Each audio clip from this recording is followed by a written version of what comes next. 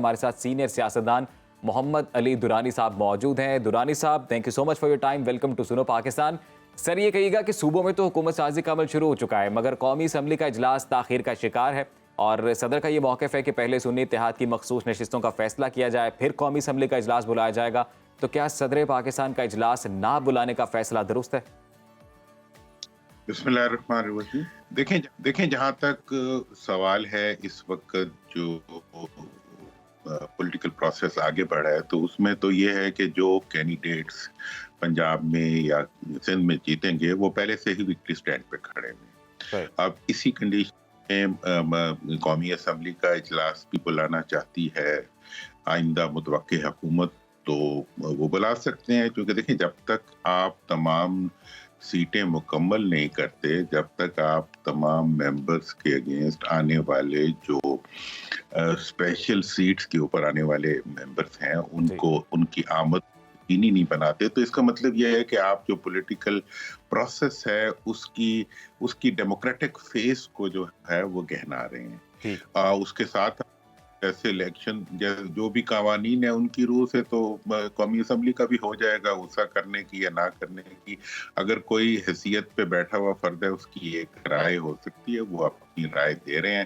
آپ کو چاہیے کہ اگر ان کی رائے جمہوری ہو تو اس کو ایکسیپٹ کریں، لیکن اگر آپ وکٹری سٹینڈ پہ کھڑے ہو کے الیکشن کروانا چاہتے ہیں تو وہ پہلے بھی ایسے ہی ہوئے ہیں، اگلے بھی ایسے، جیسی بنیاد رکھی جاتی ہے ویسی بلڈنگ بنتی ہے۔ جب الیکشن ہو رہے تھے اس وقت بھی کسی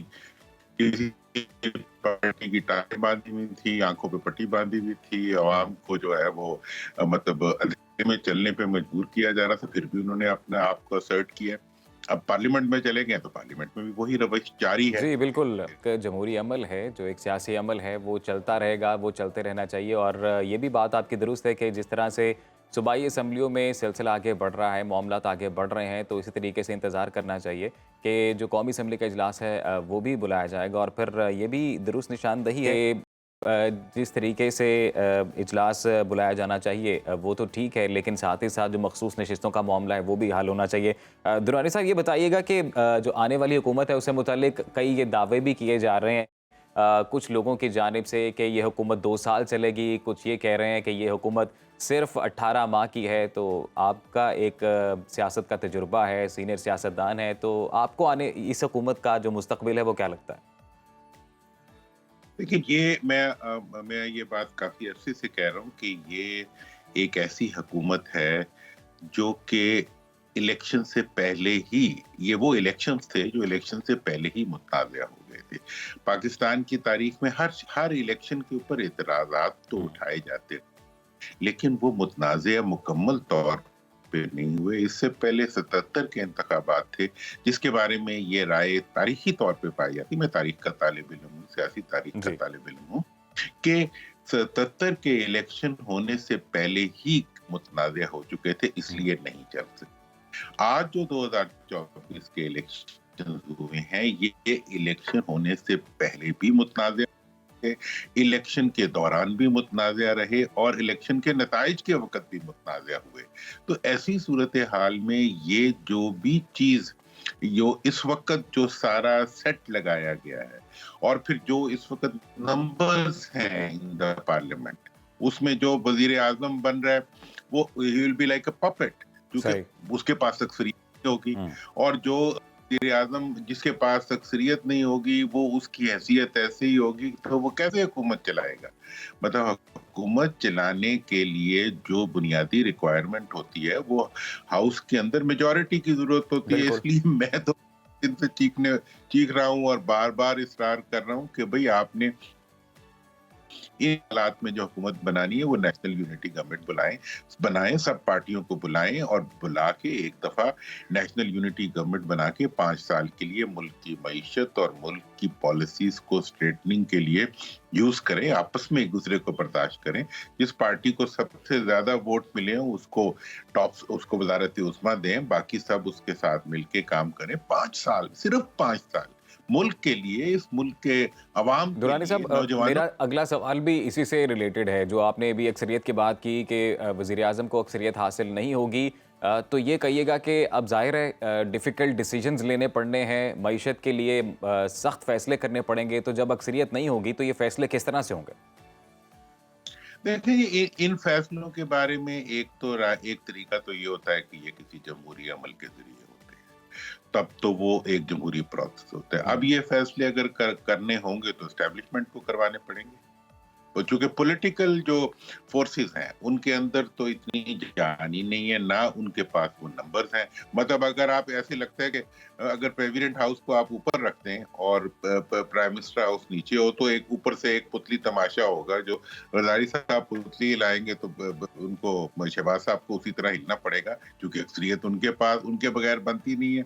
हुँ। पीटीआई को या जो लोग आए उनके साथ ये लोग अकोमोडेट करने के लिए तैयार नहीं, मगर उनकी तो स्पेशल सीट्स तक देने के लिए तैयार नहीं है। पहले उन पे हमारा गिला होता था कि तुम मिल नहीं बैठते, अब इन पे गिला हो रहा है कि तुम जमहूरियत को नहीं मानते। हुँ। तो अब ऐसी सूरत हाल में जो हुकूमत बनेगी वो अगर चलेगी तो वो अपनी ताकत पे तो नहीं चल सकती, वो किसी की ताकत पे ही चलेगी। वो फिर आशियाना जो शाह नाज़ुक पे होगा वो क्या होगा। दुरानी साहब, अयाज सादिक साहब की जानिब से तो आया है एक बयान, वो कह रहे हैं कि जी हम लोग को कोशिश कर रहे हैं मिलके ख्वाजा साद रफ़ीक के साथ के जो दीगर सियासी जमातें हैं उनके साथ राब्ते बहाल रखे जाएँ और सबको जोड़ा जाए, किसी एक पेज पर लेके आएँ, तो ये मुमकिन हो सकेगा? यार, आपको मैं साफ सी बात बताऊं कि हमारा इश्यू ही यही है कि हमारे यहाँ सियासी पार्टियां नहीं है। देखें, हमारे यहाँ 70 के बाद 73 में जब आइन बना, आइन के बाद जो एक पार्टी थी वो आज तक पावर में चली आ रही है और दूसरी पार्टी भी उस वक्त से पावर में चली आ रही है, मुख्तलिफ गैप्स एंड ब्रेक्स के सही। साथ। जो कुछ डिलीवर किया के सामने है, लेकिन अब ये चौथी जनरेशन की मरूसी पार्टियां, चौथी जनरेशन तक तो बादशाहतें अपनी वकार खो बैठती हैं, अपनी हैसियत खो बैठती हैं। मतलब ये है कि ये पार्टियां हैं ही नहीं, ये तो मरूसियत के बच्चे पाल स्कीमें हैं जिनके तहत जो है बच्चों के इक़्तिदार के लिए जो है सियासत हो रही है। और सियासत जब बच्चों के लिए, इक़्तिदार के लिए होती है तो फिर वसाइल को लूटने की कोशिश की जाती है।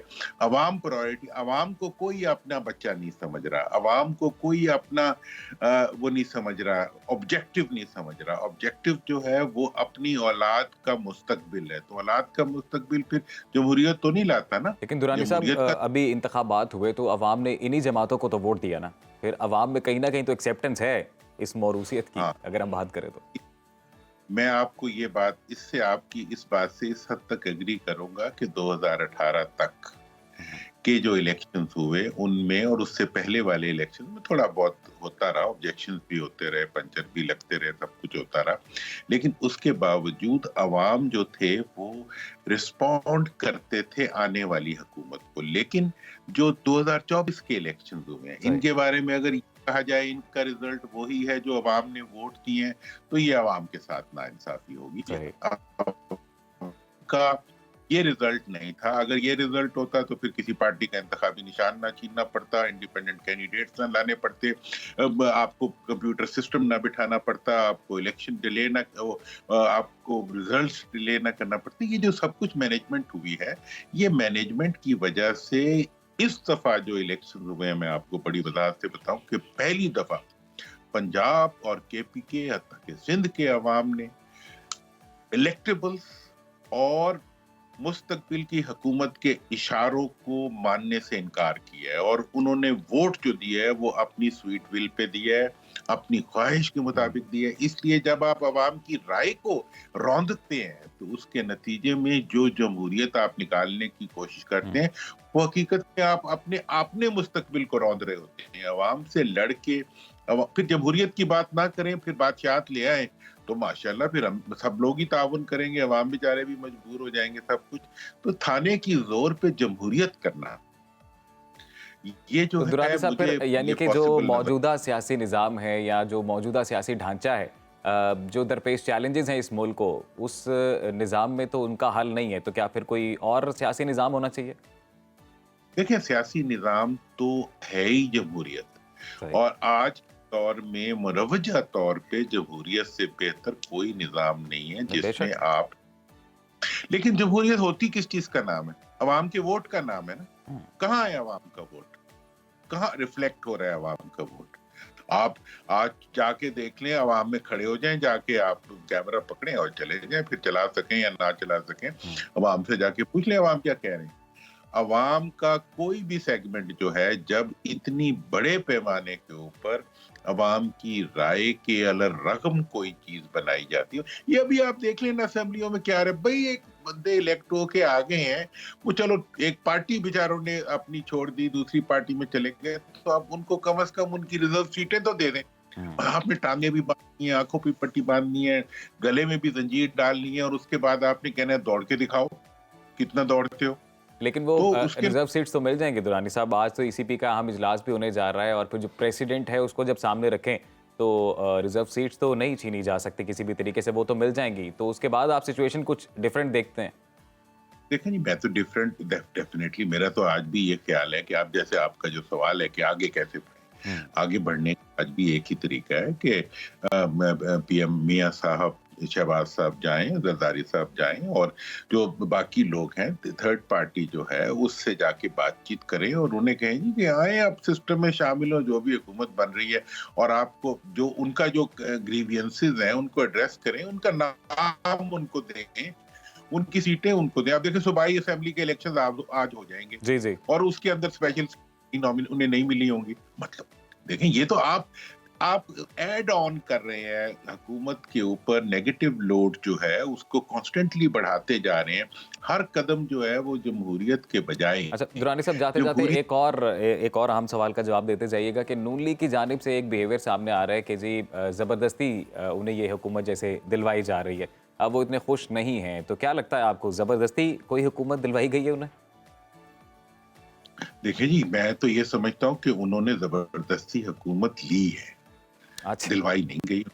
हाँ, मतलब देखें जी, मैंने तो नहीं इश्तिहार दिया था प्राइम मिनिस्टर नवाज शरीफ। मैंने तो एयरपोर्ट पे आके जो है ये ऐलान नहीं किया था कि मैं इलेक्शन लड़ने नहीं आ रहा, मैं प्राइम मिनिस्टर बनने आ रहा हूँ। मतलब ये है कि ये तमाम जो पूरी कैंपेन आप उठा के देख लें पीएमएलएन की, उनकी कैंपेन इलेक्शन की कैंपेन नहीं थी, फोर्थ टाइम प्राइम मिनिस्टर की कैंपेन थी।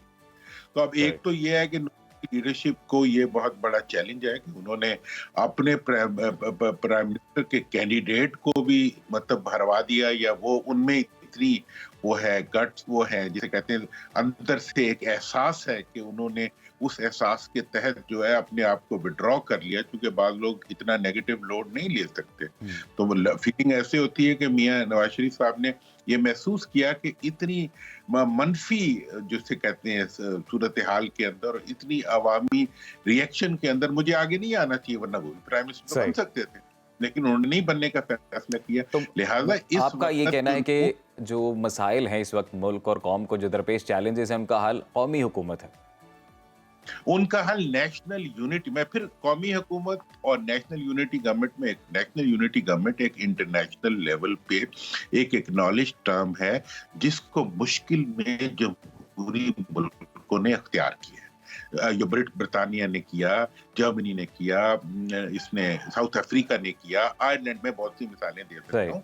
और जब कोई आज की तरह की सिचुएशन बनती है तो कौमों की लीडरशिप जो है बिल्कुल, वो आपने दुरुस्त फरमाया अपने मोहम्मद अली दुरानी साहब, बहुत शुक्रिया। आपने सुनो पाकिस्तान को वक़्त दिया और जो जी चैलेंजेज़ हैं, दरपेश हैं, जिनका सामना है, उसके लिए नेशनल लेवल पर यूनिटी की बेहद ज़रूरत है।